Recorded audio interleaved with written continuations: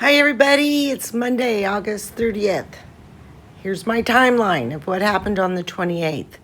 First, to start this journey, we're going to look at this satellite imagery.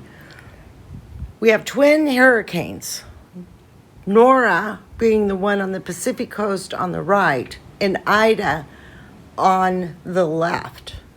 And this satellite imagery was taken Sunday morning, the day after the hurricane.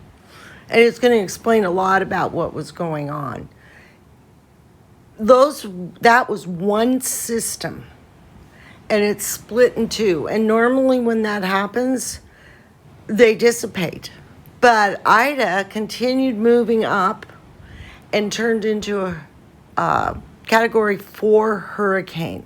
Nora continued up the coast of the Pacific, and it was a tropical storm until just before it hit Puerto Vallarta, and it turned into hurricane level 1.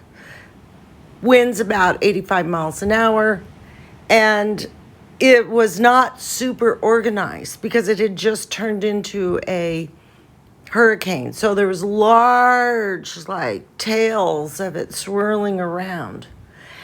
When the Vallarta's always safe from the actual hits of the hurricane because the hurricane is spinning counterclockwise as they're coming up from the south. And when they hit the edge of the bay, there's mountains there, and they can't make that big turn coming into the bay. So they usually skim along the edge of the bay.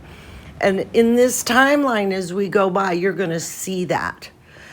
You're not going to see the huge devastation that's going on in Louisiana with these high winds and high rains and big wave surges, because that does not always happen here.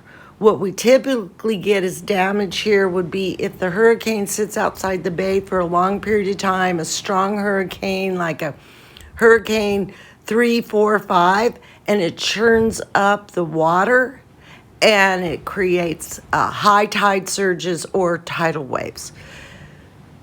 The other problem we have from tropical storms here, and this is what's happened here, is those big fingers, plus the fact that those two hurricanes were straddling Mexico and causing huge rains throughout the entire country, dumped magnificent amounts of water into the mountains. And then that rain came down all the arroyos and the rivers and the streams. And our main river coming through the center of Puerto Vallarta is the River Quale. And it just got so overfilled with water that it spilled over the edges. It was washing away the shores. And unfortunately, we have 3 deaths that have been confirmed. One was a precious 13-year-old boy that was in a building that collapsed. That's one of the big stories that you're going to see on the news. One was a woman who was in her car and she got swept away, and at this point in time, her car nor her have been found. And the third, I don't have a lot of information on that yet to report. So we didn't have a lot of winds, and we did not have a lot of rain. Yes, we had some rain here in Vallarta, but we usually get more than that in just any typical tropical storm. So now you can see here that about 1 o'clock in the afternoon, the skies are starting to really cloud up. Our power went off here. Well, let me go back. About 12:30, the big alarms on the beach that try to let us know of earthquakes or tsunamis and whatnot went off to warn all the coastal people that there is possibilities of tidal surges and high waves, and that never did happen. But it's always kind of scary when those alarms go off. Our power went off about 6, and it didn't get itself reestablished until about 9. And I went ahead and had to grab my cell phone because I usually record with my tablet because it does a better job. But I was running low on battery because I'd been using it off and on all day to try to capture what was actually happening here on the ocean. Because it's usually the oceans in most hurricanes, in most places, that are causing the damage. And you never know what could happen. I mean, anything could have happened, and I wanted to make sure I had it captured. So I did another video, which is already up, and I will link to in the bottom, that has that video coverage. And that was about between, I'm going to guess, 6 and 7. And there were some really cool things that happened out on the ocean during that period of time.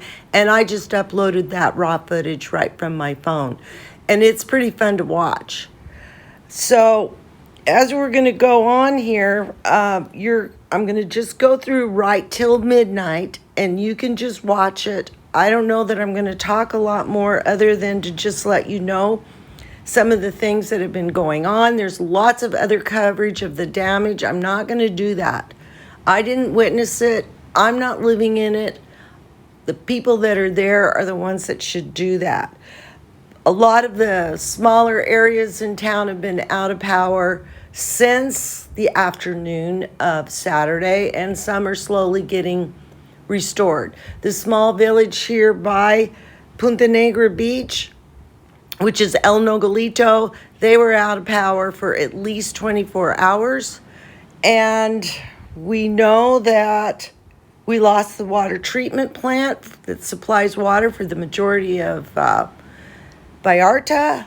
A lot of our bridges have collapsed. There are several block areas in Central and the Emilio Zapata Colonia that are closed for traffic of any kind. Some are just closed for cars, but they got to assess the damage and see how safe it is. And we've got a number of buildings that the foundations have been washed away along the rivers, including a 10-story apartment building that the officials are watching really hard.